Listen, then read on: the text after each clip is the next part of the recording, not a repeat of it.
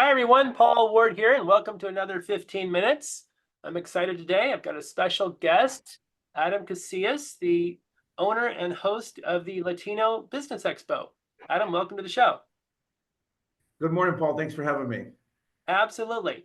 So I wanted to have you on because you are the organizer, sponsor of one of the biggest business expos in our region, the Latino Business Expo, and you've been doing it a while. And for full disclosure, I was actually a participant in the last one and thought it was a great event.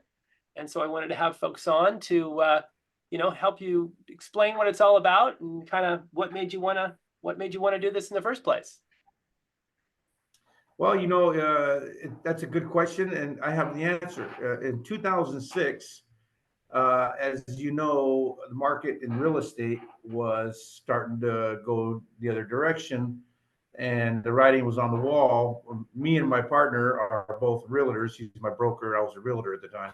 So we decided to go networking, start, beating the bushes and going to events to grow our business in real estate. Well, as soon as we went to 2 or 3, I realized that these events were very self-serving to the actual vendors that were there, and they were really not for networking. I mean, I went to an event that was full of, and no disrespect to them, they're just doing their job, working, trying to grow their business.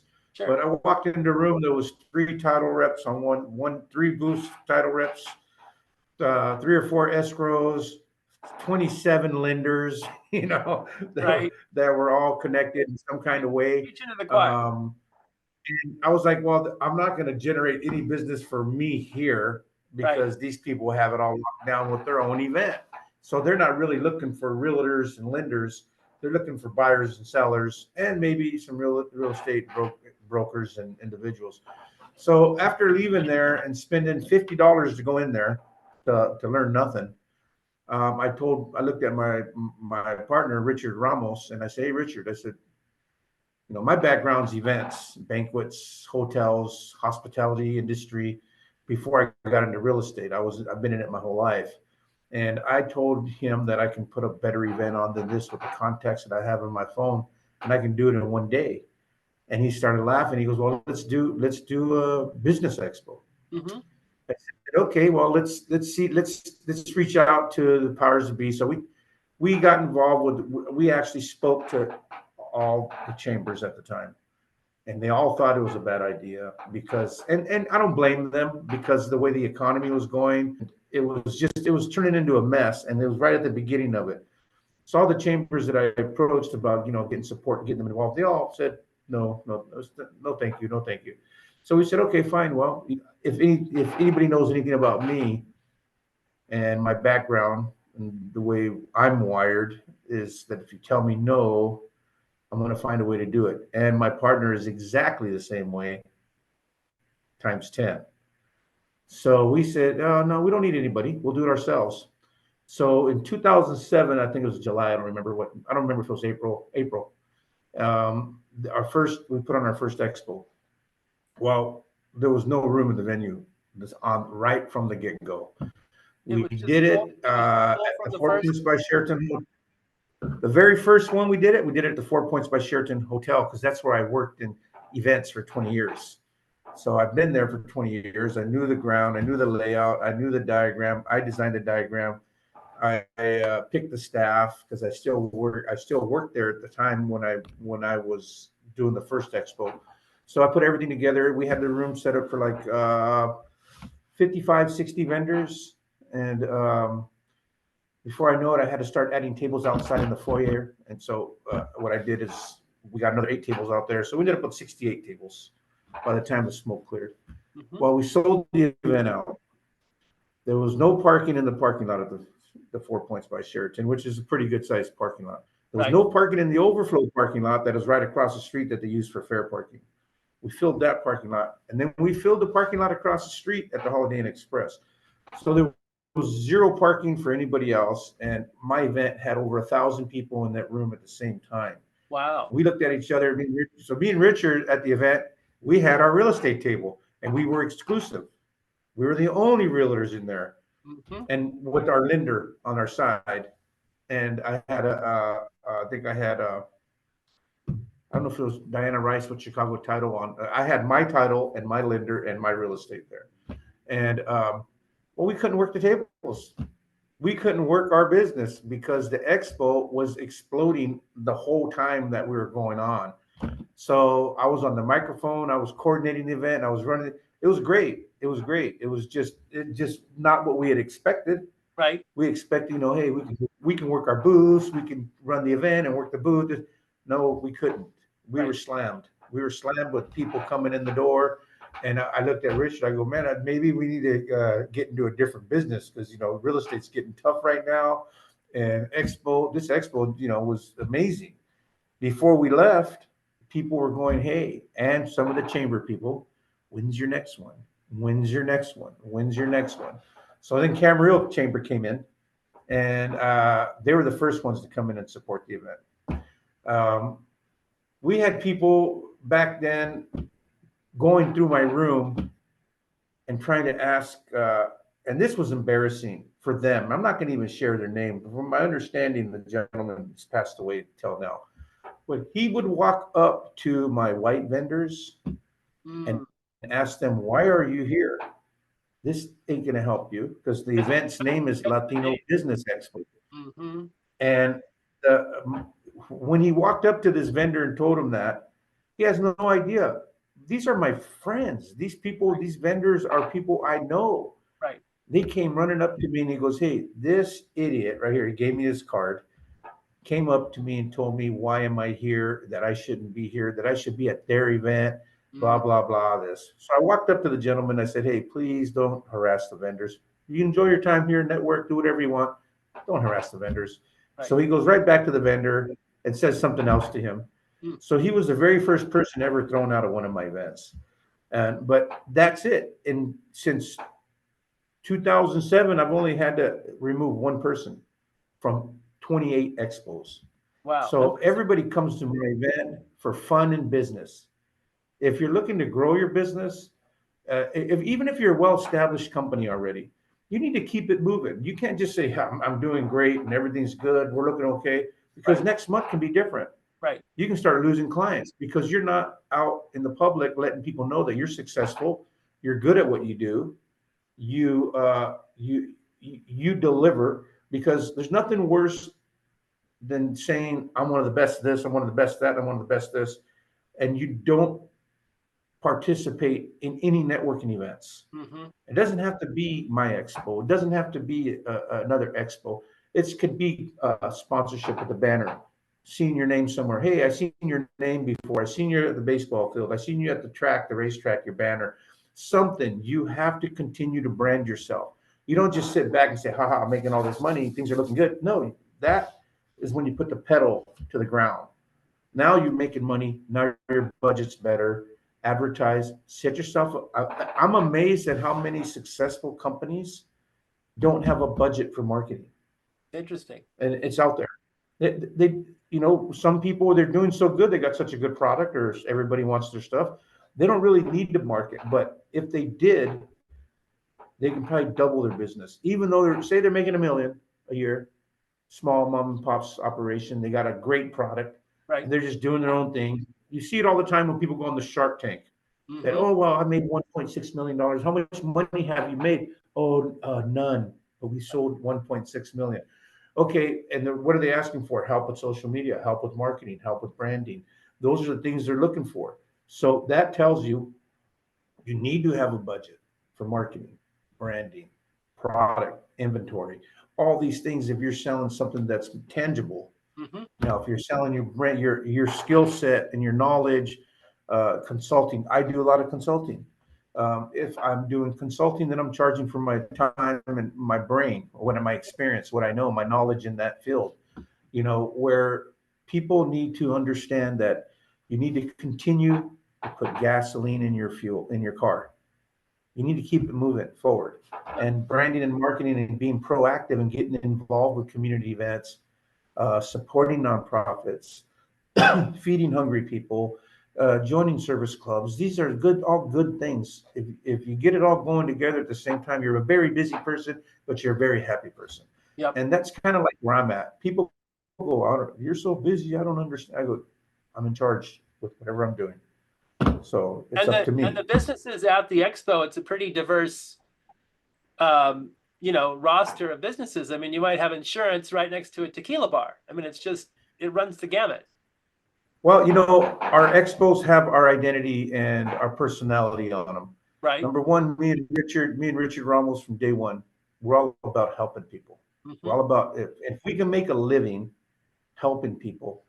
I mean, we could apply as a nonprofit for the people that I've helped and the stuff that we've done over the last 15, 16 years. We've done a lot for the community, and we've done a lot for struggling businesses. We've always helped out. We've always a hand up, not a handout. We always offer mentoring, business strategies, whatever. If somebody's struggling, we're not going to say, hey, we don't charge people for that. Right. We don't. No, if you're a successful business and you're trying to expand, you're going to get billed. But I mean, if you're a struggling business and you got a couple questions, my biggest problem with that is when I help people, they need to listen. Mm-hmm. Don't be. I created a word. It's called ASKhole. ASKhole. It's like asking for advice. I created it over a friend of mine that used to suck the oxygen out of my mouth for about 2 hours a week when they used to come into my office and just talk about nonsense and ask me for advice every time and never follow it. So I finally called him an ASKhole. He goes, what's that? He goes, well, you're always asking for advice, but you don't follow it. So, I mean, if you're willing to ask somebody, then you need to be prepared to act on it.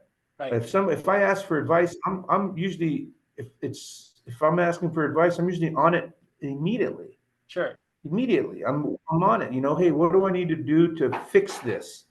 Okay, I'm on it. I've given advice to people that the advice is so remedial that I don't understand that why you didn't do what I told you to do last time or recommended. You don't work for me. I don't work for you. I was just giving you some advice in an area that I know about, but you don't listen. So the key thing is you got to be a sponge in business. I don't care how high you are on the totem pole. There's always room to pay attention, listen to somebody else, and don't be scared to ask about it. I learn stuff new on every single expo. You would think that I know every single challenge. I cannot control the human brain, the way people think, the way they act, the questions they ask, how they run a business but have not looked at one single email I've sent in the last 3 months. Mm-hmm. Those things, and till beginning of time, I've always been a very good communicator with my event and my vendors. And how has it grown? You started at the 4 Points by Sheraton, and now you're at the Ventura County. Yeah. So I'll backtrack to that at the 4 Points by Sheraton. So we grew the venue out with the first show, but because I worked there and I had a loyalty to them, we kept doing it there. So the place was just a zoo all the time. We were looking at putting vendors outside and maybe take over the tennis courts. So the hotel was trying to be nice to me, and I was trying to be nice to them. Right. Well, if we would have just communicated, they would have said, hey, man, you've outgrown our space. You need to find another place.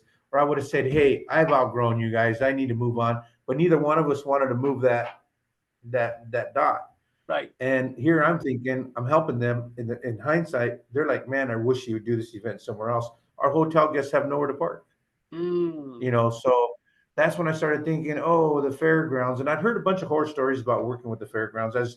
As usual, you hear stuff, but when you finally go there, they open the doors, they treated me like family, and I've been at the fairgrounds ever since, and they've never done anything wrong to make me want to change my mind about being there.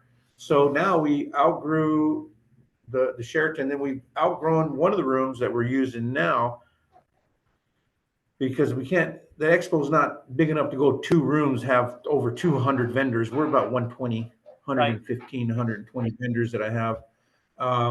We usually use Santa Cruz Hall, which is perfect for 130 vendors, up to 130. But they're in the process of remodeling or redoing the roof and doing some maintenance on it. So that's out of commission for about a year. So I'm in a smaller room with San Miguel, which means it sells out sooner, it sells out quicker. Less headaches for me, less work. Has a padded floor. Everybody appreciated the padded floor last year at the last expo. So we're going to just continue to do it in the same room. It's definitely a beautiful venue. I mean, once you get it all dialed in and you got a blank canvas, that's what you do with it. But so we outgrew the Sheraton immediately with the first event. And since then, fast forward, we've done 28 expos. Wow. And how frequently are they? Twice a year, every 6 months, April and October. That could change due to another event that I'm working on also that could be taking up some time in that April gap to where I'm only going in the fall, maybe with the Latino Business Expo, do one, make it a little bit bigger, do it once a year. Once I let the vendors know that it's only going to be once a year, if I decide to do that, they will jump on more, and I'll probably end up with about 140 vendors, 130, which is fine with me. You know, it's easier for people to budget that way. The other show that I'm working on is extremely time consuming also, but most people who do expos, it's a side gig. It's on the weekends, or they work it an hour a day. If you could see what I'm sitting in right now around me, I have 1, 2, 3 6-foot tables. I have contacts spread out all over all 3 of them from my shows. 1 table's for the Latino Business Expo, 1 table's for the West Coast Outdoor Sports Fishing Expo, and 1 is my desk. And this is what it takes. You know, you just got to sit here and grind it out. And I work on my events every single day, at least 5 to 9 hours. Wow. Now the Sportfishing Expo, tell us about that. That's a new event that has not. That's going to be coming. That is coming May 3rd, 4th, and 5th. I think you know a little bit more about me than most people, but I'm an avid fisherman. And one of my partners also is a fisherman, Dr. A. We have a 3-way partnership with this event, Dr. Atney, Richard Ramos, and Adam Casillas. We're running the show. We decided that it was time we brought a sports show, fishing show, outdoor show back to Ventura County. There hasn't been a successful one here in 20 years. Wow. There was a lot of rumors and stuff going on about what organizers were forcing the vendors to do and how they were, you know, whatever it is. I don't know. I really wasn't there myself personally. I didn't do anything with the guy. So I decided that, me and Dr. Atney were the ones that are both fishermen, had been talking about a sports show. Well, me and Richard have been talking about doing something like this off and on for about 10 years, you know, but we never really bit the bullet. When Dr. Atney came on board, I think he kind of helped us, you know, get a little excited about it. So now we're up to I got 60 vendors. I'm on 60. My count right now is like 60 vendors on that show. And we took over both rooms at the fairgrounds, San Miguel and the Anacapa, and about 300,000 square foot outside that is almost already all gone. Wow. So this event is moving great. It's all the local love and support that we've gotten from everybody in the industry, fishing, boating, RVing, outdoors locally has been really well received. To have something, we live here in the Channel Islands. I mean, you're with the Cub Scouts. You know how much stuff we have here locally that's fun that a lot of people don't know. Yep. I mean, we got people that are driving all the way to the Sierras or up to Big Bear. We have stuff right here in our backyard that we can enjoy and do. And I'm just excited about the event, and it's not going anywhere. How many vendors are you planning on for that one? Well, right now we're set up to receive up to 200 vendors. So we're a third of the way there, you know, and we got 3 months. So we're working on that event every day, side by side. I clock a couple hours with my Latino Business Expo. It's kind of like on autopilot. Right. It's, I don't like to say that because I give it the same attention and value as I've always have. Sure. I don't want people to think that I'm not working as hard on the Latino Business Expo, but I am just working more is what I'm doing than I normally do. When I used to work like 3-4 hours a day on that expo, and then network and go to events and those of you who know me know that I'm involved with multiple different businesses, not just these two. I'm Sure. involved with at least 5 different businesses. So there's always an oar in the water. And if I can give anybody one word of advice, is not to put all your eggs in one basket. Always, there's nothing wrong with working 2 jobs or having a side gig or something like that. I don't remember ever having a single one job. I never remember. I always had something else going from when I was a kid.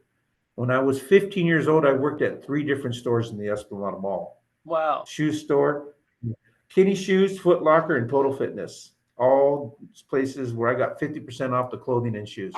So, but it's. I think I just started off like that, like it was normal to work for different people. Right. And as I got older, I bartended at night and worked construction during the day. So I had 2 jobs through the time. And when I was bartending towards the end of my bartending career, I jumped into real estate. So I had bartending and real estate. Then I had real estate and expos. And now I'm involved with MGM Landscaping, Expo Real Estate, Latino Business Expo, Expo Marketing. I'm on the advisory board for the Salvation Army of Ventura County. I'm on the board for the Ventura Downtown Lions Club. I've worked and volunteered with the Ventura County Office of Education, teaching entrepreneur courses and classes to less fortunate children that have issues. And so all this is all, they say food for your stomach. Well, this is food for your soul. All the stuff that I try to do, I try to make it as positive, like I'm making a difference. You are. And that's when I see vendors working together that I brought together and they've been working together for years, that's a beautiful feeling. That's awesome. It feels great. It's like when you put somebody in a home. Yep. And they love their home, right? It's like, okay, it's a great marriage, and so I've been able to do that with business, and we've been doing it since 2006, networking. And with each expo, I organize what you call mini mixers. So I provide, with the participation of being a vendor at an expo, Latino Business Expo, you actually get 5 events. And if you're smart, you take advantage of all 5. There's 4 mixers that I organize at different locations where I bring the vendors to network, to meet each other, and get to maybe do some business before the expo even gets here. Mm-hmm.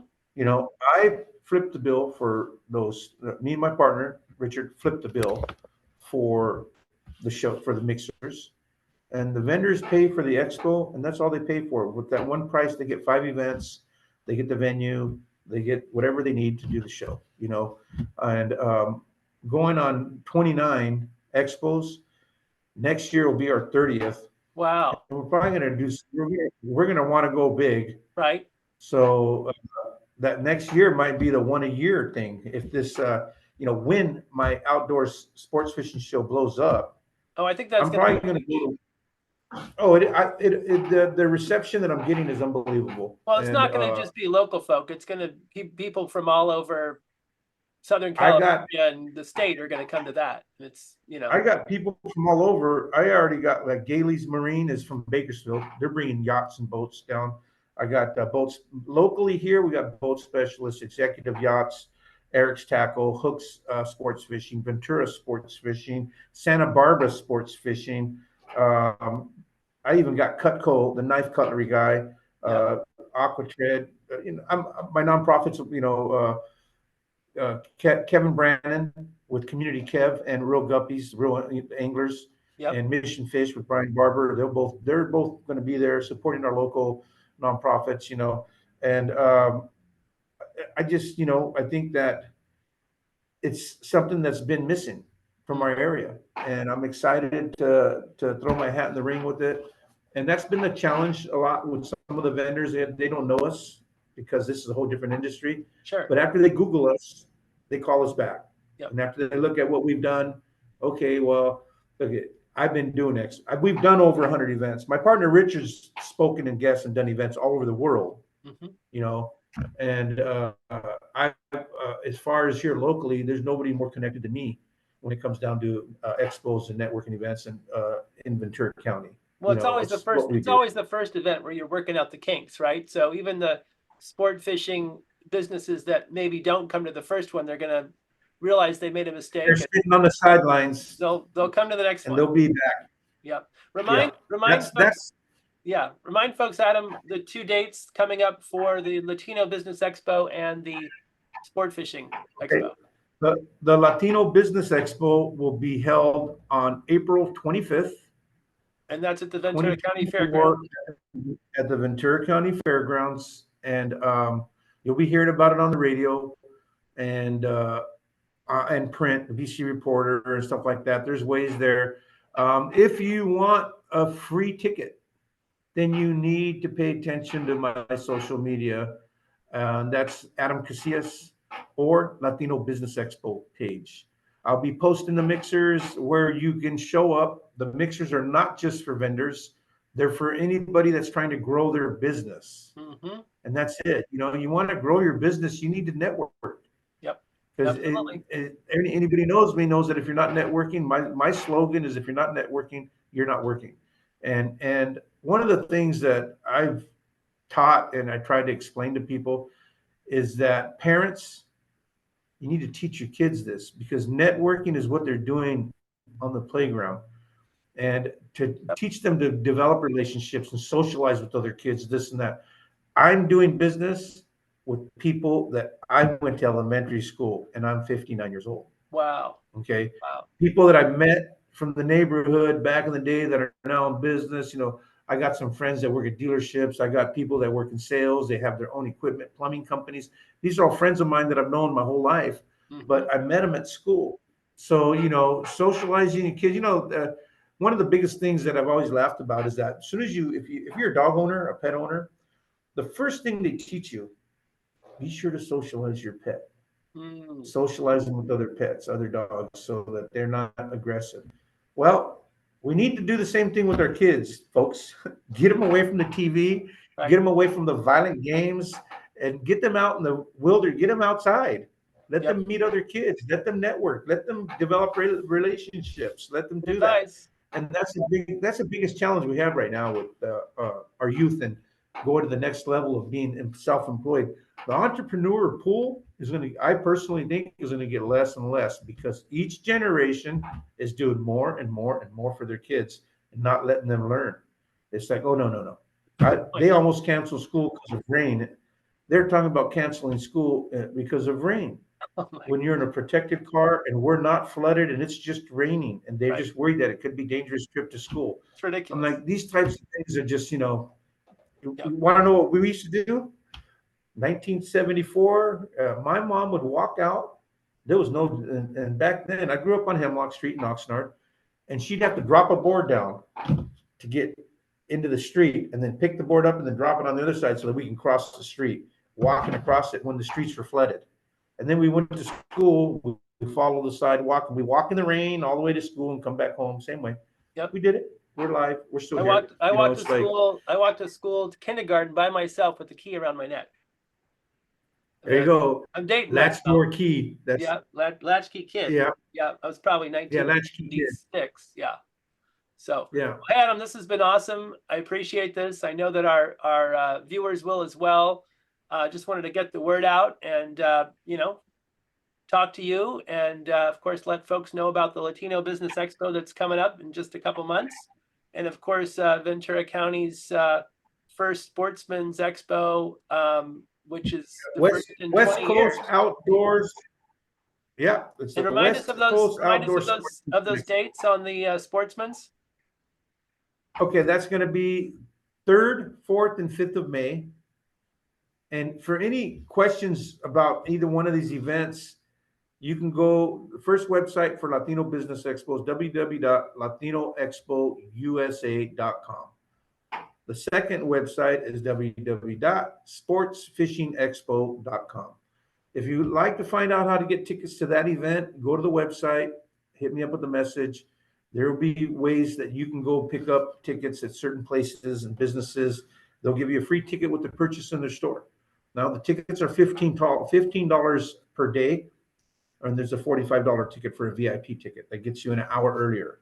Okay. So there's going to be a lot of opportunities. Anybody who knows me knows that I love to give away tickets. I love to help. I love that. But once I've done it, and it's it. It's yeah. If And we'll you, post I that. give We'll post that here on the YouTube channel too, so folks can see those links. absolutely. So I can send you a digital uh, photo of both these events if you like to share them on that with the post, and they both have the website right on it also, so that they can get tickets. And we do specials with tickets. You know, we just want to have a great event. We're not that concerned about the door. We're really not. We just want to have a great event. It's a great event. Yeah. Well, I Adam, really appreciate your time. Thank you so much, Adam, and we appreciate you. And hope folks have enjoyed this episode, 15 minutes, and be sure to tune in next time. Thank you very much, Paul. You have a wonderful day. Thank you.